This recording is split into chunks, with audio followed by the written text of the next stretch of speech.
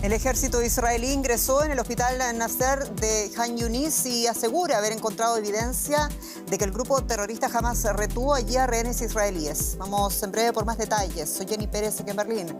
Destacamos.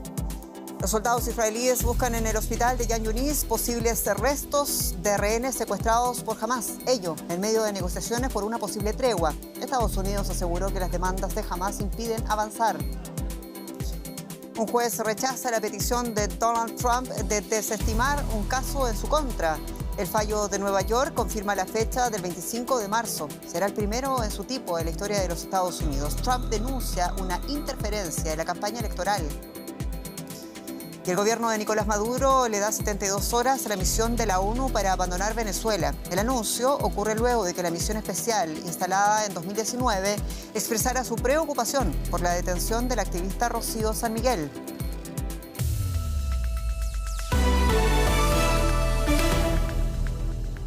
Las tropas israelíes asaltaron el mayor hospital en funcionamiento que quedaba en Gaza. El ejército describe la operación en el hospital Nasser de la ciudad de Khan Yunis como precisa y limitada. Según afirman, hay información fidedigna de que Hamas, que perpetró la masacre terrorista del 7 de octubre, tenía rehenes en ese hospital. Estas imágenes muestran a las fuerzas israelíes irrumpiendo en el hospital Nasser de Khan Yunis. El ejército israelí dijo que el objetivo es encontrar los cadáveres de rehenes. Disponemos de información creíble procedente de diversas fuentes, incluidos rehenes liberados, que indica que Hamas mantuvo rehenes en el hospital y que puede haber cuerpos de nuestros secuestrados en las instalaciones. Más al sur, 1,5 millones de palestinos desplazados viven ahora hacinados en la ciudad fronteriza de Rafah. Mientras Israel prepara un asalto a esa ciudad, se multiplican las voces de alarma de la comunidad internacional. Las operaciones militares a gran escala en zonas densamente pobladas amenazan con causar numerosas víctimas civiles. Australia cree que es injustificable. Nuestro mensaje a Israel es: escuche al mundo, no siga por ese camino. La ONU asegura que no existe ningún lugar seguro para los habitantes de Gaza. Con la frontera abarrotada de gente, la organización advirtió de una posible huida en masa hacia Egipto. Dada la magnitud de la devastación, la Agencia de Comercio de la ONU afirmó que Gaza necesitará una inversión internacional de la magnitud del Plan Marshall para reconstruirse. Pero para la mayoría de los gazatíes, el futuro queda muy lejos. Su principal preocupación es sobrevivir. En medio de todo esto, el grupo chiita libanés Hezbollah lanzó decenas de cohetes contra la localidad de Kiryat Shmona, en el norte de Israel, en respuesta a 2 bombardeos atribuidos a Israel que la víspera acababan con la vida de 10 civiles en el sur del Líbano. Se produce en medio de una escalada después de que Israel anunciara una campaña de bombardeos extensivos contra el Líbano. Hezbollah, milicia chiita proiraní, anunció 6 nuevas bajas en sus filas, 3 de ellas presuntamente ocurridas esta noche. Según Israel, una de las bajas de Hezbollah es un alto comandante de sus fuerzas de élite. Según las autoridades libanesas, los bombardeos han matado al menos 10 civiles. El presidente de Brasil, Luiz Inácio Lula da Silva, afirmó el jueves que las instituciones multilaterales están fallando en la resolución de conflictos internacionales, al tiempo que condenaba las acciones de Israel en Gaza. Durante su visita a Egipto declaró que, cito textualmente a continuación, el comportamiento de Israel no tiene justificación. Bajo el pretexto de luchar contra Hamas, está matando a mujeres y niños inocentes, dijo Lula.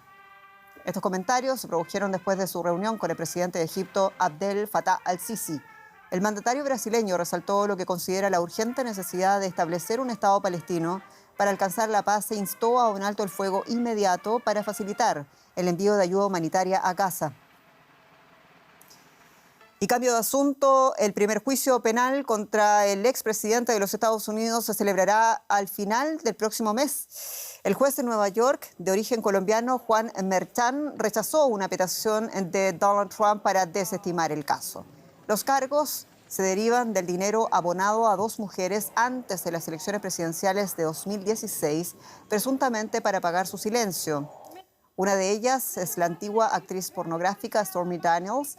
con la que tuvo, según la denuncia, una relación extramatrimonial. Y tras la vista, Trump dijo que el caso estaba interfiriendo en la campaña presidencial. Escuchemos. En lugar de estar en Carolina del Sur y otros estados haciendo campaña, estoy atrapado aquí. Es un caso de interferencia electoral. Nadie ha visto nada igual en este país. Es una vergüenza. Es una situación vergonzosa en realidad y tendremos que resolverlo. El 25 de marzo es la fecha del juicio penal de Trump, el primero en la historia de los Estados Unidos, decíamos, y en Washington se encuentra mi colega, el periodista José Díaz Briceño, con las novedades. José, ¿por qué la defensa de Trump ha pedido que se desestimaran esos 34 cargos del caso Stormy Daniels y por qué fue desestimado este pedido en la Corte? La defensa de Trump hoy ahí en la isla de Manhattan ante la Corte pues argumentó tres cosas. Por un lado, asegurando que el proceso no había sido justo, también que era jurídicamente irrelevante y también cuestionó a la Fiscalía en Nueva York por haber tardado tanto tiempo en presentar estos cargos. Sin embargo, el juez presentó un fallo de 30 páginas en los que detalló que las acusaciones de básicamente falsificar algunos recibos comerciales para ocultar los pagos a Stormy Daniels eran cargos graves. También aseguró que este es un proceso complejo, justificando que la Fiscalía se haya tomado tanto tiempo en preparar los cargos. Y por último también dijo, este es un proceso relevante, pues el propio presidente Trump ha asegurado que le ha servido en su campaña. Trump aseguró que por la noche hará campaña y en los días enfrentará el juicio que inicia, como se dice, a finales de este mes.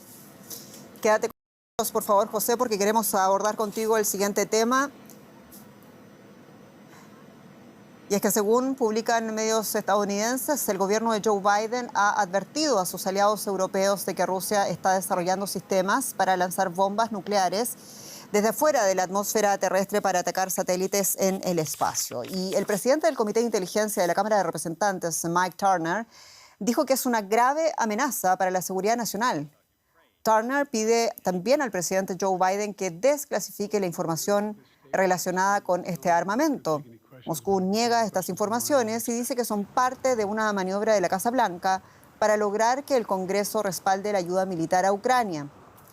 El vocero del Consejo de Seguridad Nacional de la Casa Blanca, John Kirby, al respecto describió el armamento que según su gobierno están desarrollando los rusos. Vamos a escuchar.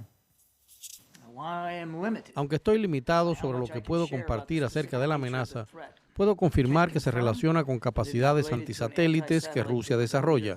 Quiero ser claro en un par de cosas desde el comienzo. Primero, que no se trata de una capacidad activa que ha sido desplegada, y pese a que la búsqueda de Rusia de esta capacidad en particular es preocupante, no representa una amenaza directa para la seguridad de nadie. Y José Díaz Briceño sigue con nosotros en el estudio de Deutsche Welle en Washington. José, pese al anuncio de Kirby, esta afirma que no representa una amenaza inmediata para nadie. Sin embargo, ¿qué consecuencias podría tener en la estrategia de defensa estadounidense y también de la propia OTAN? ¿Qué se comenta de esto allá en Washington? El vocero del Consejo de Seguridad Nacional fue muy cuidadoso al asegurar y utilizar palabras como capacidades en desarrollo y no refiriéndose directamente a armamento ya consolidado.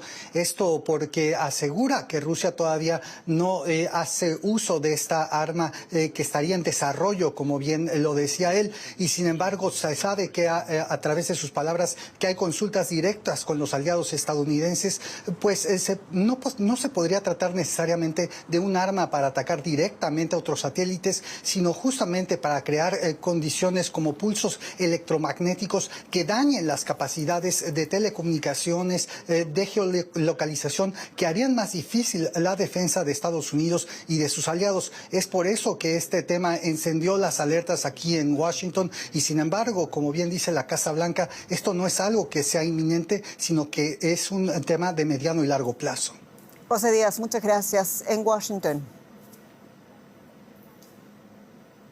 Y a todo esto, el ejército ucraniano está reordenando sus fuerzas en la ciudad de Avdiivka, en la primera línea del frente de la guerra con Rusia. Según Kiev, el objetivo es colocarlas en posiciones más estratégicas.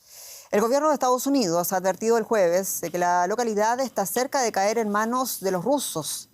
La asediada ciudad del este de Ucrania es escenario de intensos combates desde hace meses. El gobierno ucraniano reconoce la dificultad de transportar suministros y personal desde Avdiivka, que está rodeada casi del todo. Rusia ha intentado apoderarse de la ciudad considerada clave para mantener el control de la región oriental de Donbass.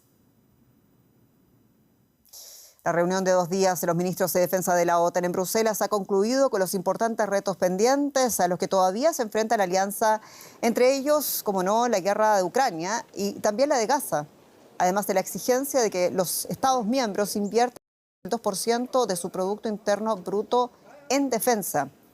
El secretario general de la OTAN, Jens Stoltenberg, dijo que pese a los retos, las perspectivas siguen siendo positivas y explicó también por qué la participación de los Estados Unidos no debería estar en juego en la alianza. Escuchemos.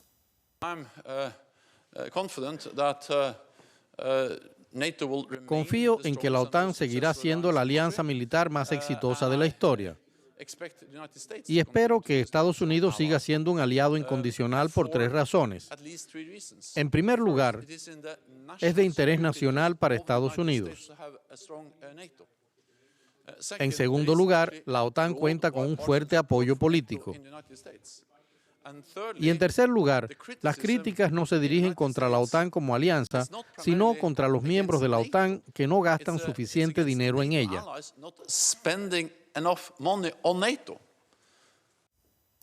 Vamos a hablar ahora de un tema muy distinto. El gobierno de Venezuela suspendió este jueves las actividades de la Oficina del Alto Comisionado de los Derechos Humanos de la ONU en Caracas, al considerar que, citamos, según dice el comunicado, han instrumentalizado su trabajo en contra del Ejecutivo de Nicolás Maduro. El canciller venezolano, Iván Gil, señalaba que se hará una revisión integral de los términos de cooperación acordados con esta organización en los próximos 30 días. Además, solicitó que el personal de la oficina abandone el país en las siguientes 72 horas. El anuncio llega después de que la entidad de la ONU expresara su profunda preocupación. La activista venezolana Rocío San Miguel, que se encuentra recluida en el Helicoides, centro de detención de presos políticos opositores, manejado por el Servicio de Inteligencia de Venezuela, el SEBIN. Es una escalada que podría complicar el escenario para los defensores de los derechos humanos en Venezuela. Denuncian, vamos a ampliar la perspectiva, lo hacemos con el periodista de Deutsche Welle en Caracas, Óscar Schlenker. Óscar, saludos. Y bueno, el organismo de la ONU ha respondido a esta expulsión a través de un comunicado. ¿Qué ha dicho y también qué significa esto en lo inmediato para la situación de Rocío San Miguel? Es incierto cómo afecta esto al caso de Rocío San Miguel, pero este caso aparentemente es el detonante para estas acciones de la administración de Nicolás Maduro para expulsar la oficina del Alto Comisionado de Derechos Humanos de la ONU. Esto sorprende a varias instituciones de derechos humanos porque la oficina del Alto Comisionado había estado trabajando de bajo perfil y de la mano del gobierno. Las Naciones Unidas en el comunicado lamentaron esta decisión. Evalúan los pasos a seguir. Si se materializa esta expulsión, tendría una doble afectación para los venezolanos. Por un lado, pierden el órgano imparcial más importante a nivel internacional, donde los venezolanos pueden poner sus denuncias a violaciones de derechos humanos en Venezuela, pero también se dejarían de investigar los casos que ya la Oficina de Derechos Humanos venían trabajando desde el 2019. Sin embargo, Óscar, hay varias voces que aseguran que esta es la primera vez que la Oficina Especial de la ONU en Venezuela incomoda al gobierno de Nicolás Maduro con sus críticas. ¿Cómo ha sido la relación de este organismo y el oficialismo venezolano desde su creación en el año 2019?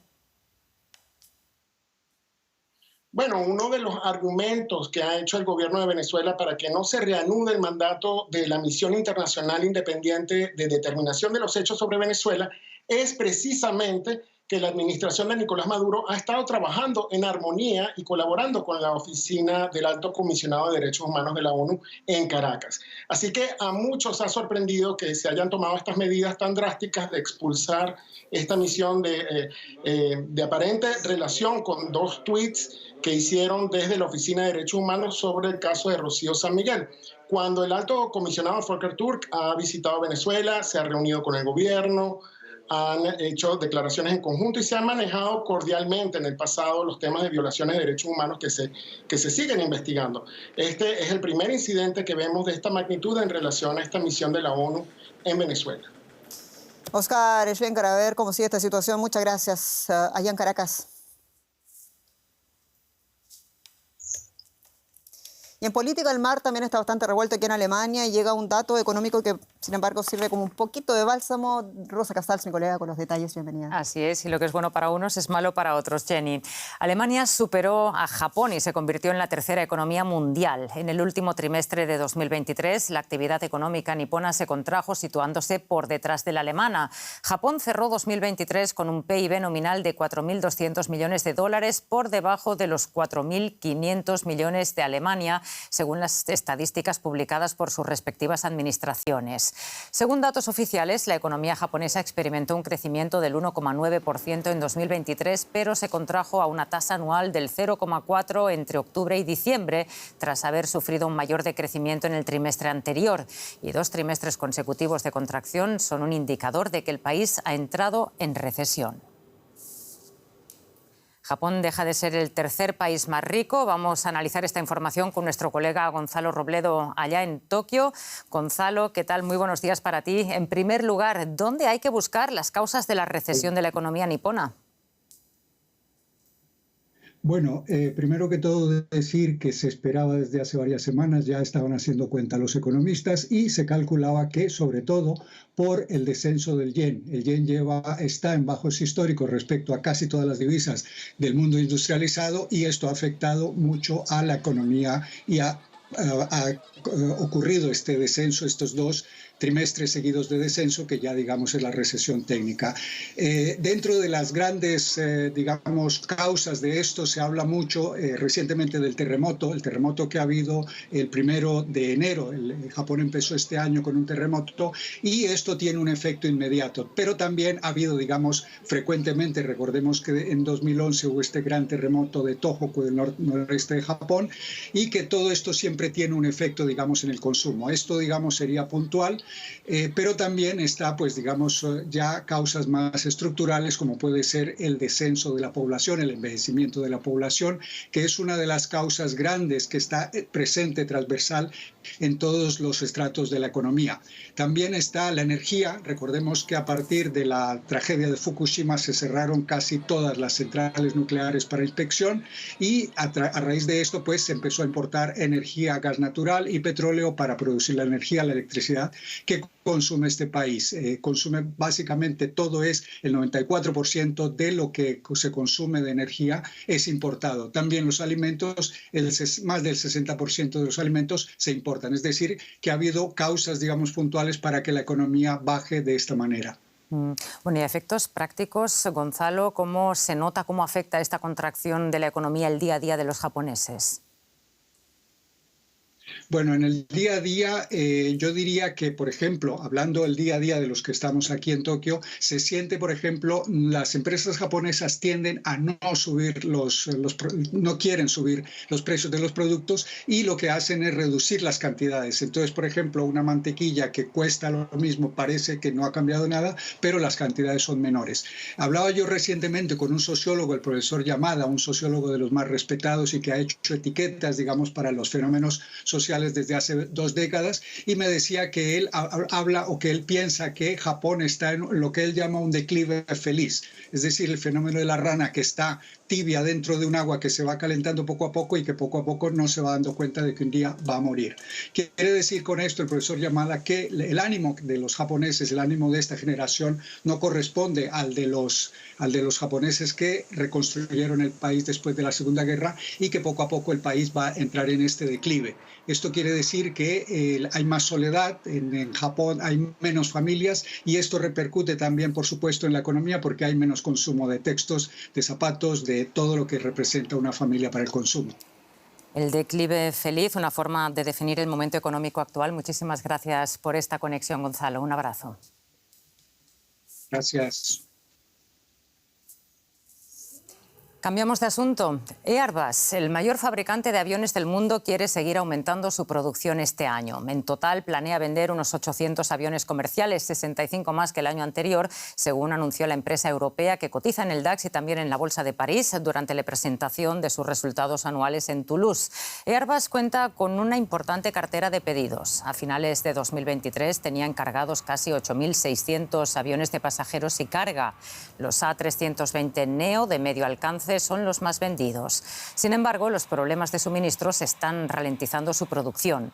Mientras las cosas van viento en popa para Airbus, su competidor estadounidense Boeing ha llamado la atención por una serie de averías en sus aparatos. Este es un tema que sigue de cerca nuestra compañera Ana Nieto en Nueva York. Ana, desde que en enero un Boeing 737 MAX perdiera un panel en pleno vuelo, las autoridades están vigilando más de cerca los controles de calidad de Boeing. ¿En qué situación está la empresa en este momento? Pues Mike Whitaker, que es el administrador de la Autoridad Federal de Aviación, la FAA, ha visitado las instalaciones de la aeronáutica en Seattle y allí ha hablado con los trabajadores y con los inspectores de la FAA que están supervisando sobre el terreno y auditando la empresa. El administrador también se ha reunido con el personal de Boeing, incluidos ingenieros y mecánicos, y va a exponer sus conclusiones a los ejecutivos en una reunión que va a mantener en Washington con el objetivo de mejorar los controles de calidad y los sistemas de gestión de seguridad de esta, que es la primera compañía exportadora de Estados Unidos. La FAA ha ampliado su presencia en las plantas de Boeing para asegurarse de que se da cumplimiento a unos controles de calidad después de que se haya certificado tanto por United Airlines como por Alaska Airlines que hay problemas con piezas sueltas, tornillos mal asegurados en algunos de sus aviones 737 MAX, entre ellos el accidentado en Alaska Airlines el pasado mes de enero, que era un avión prácticamente nuevo. La FAA ha prohibido que se aumente la producción de este avión sin permiso. Boeing está cooperando con la investigación y su consejero delegado ha dicho que esta es una investigación que va a hacer de Boeing una empresa más fuerte. Bueno, Ana, ¿y hasta qué punto esta crisis de Boeing amplía el liderazgo de su principal competidor, Airbus? Esta es la segunda crisis de Boeing en 7 años. En el año 2018 y 2019 hubo 2 graves accidentes con cientos de muertos.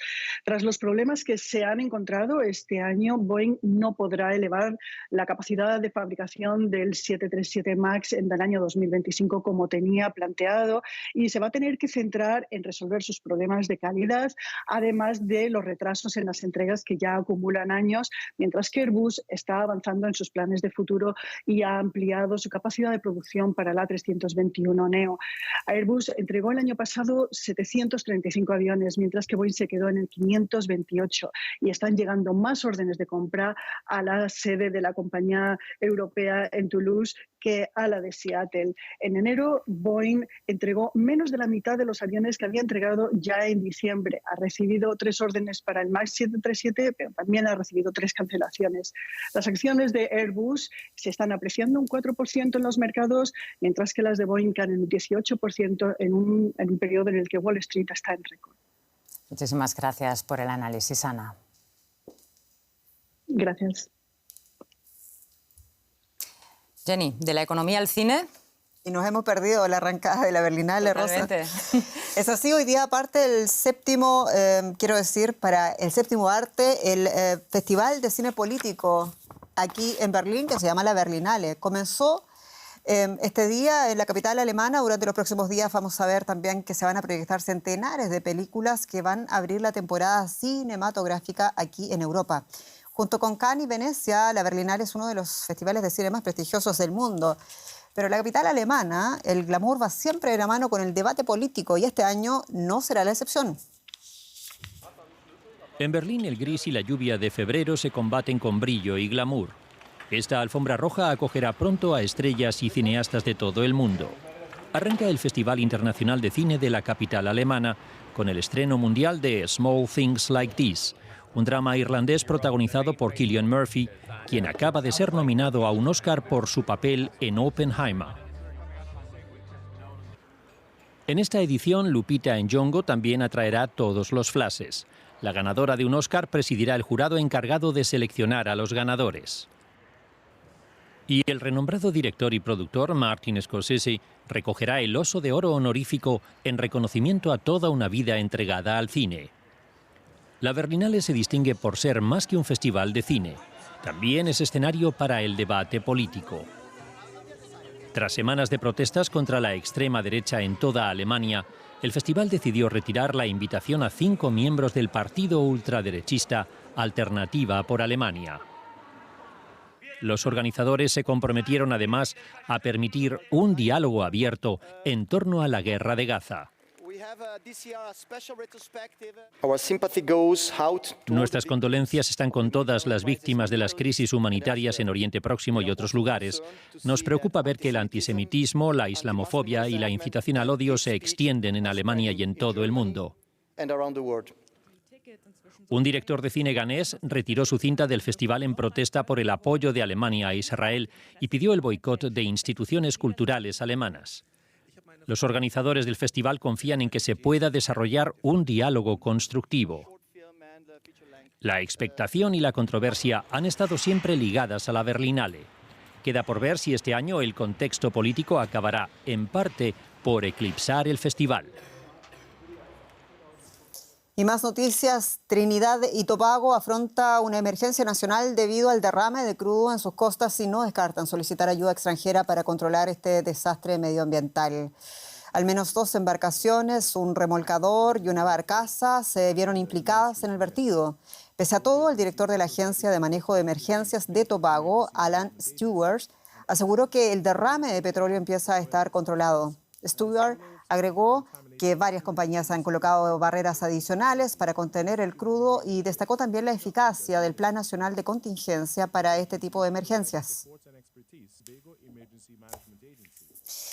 Y vamos a despedirnos con algo bastante curioso, un animal marino que podría definirse como escalofriante y también simpático a partes iguales y que Japón acaba de reconocer oficialmente como una nueva especie. Vamos por las imágenes.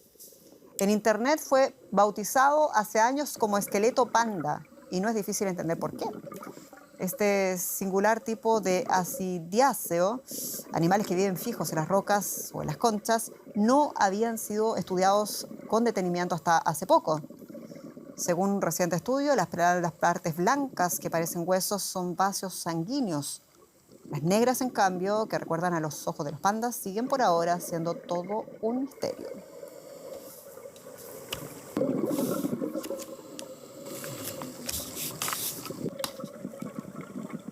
También parecen osos perezosos. Bueno, en fin, muchas gracias por acompañarnos y ha sido un gusto. Hasta pronto.